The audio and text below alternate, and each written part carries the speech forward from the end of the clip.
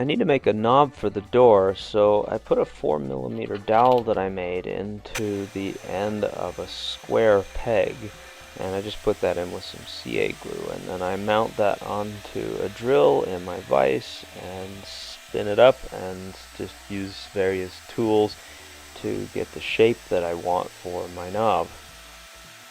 I drill a 4mm hole in the door. With a little bit of glue, I tap the knob into place.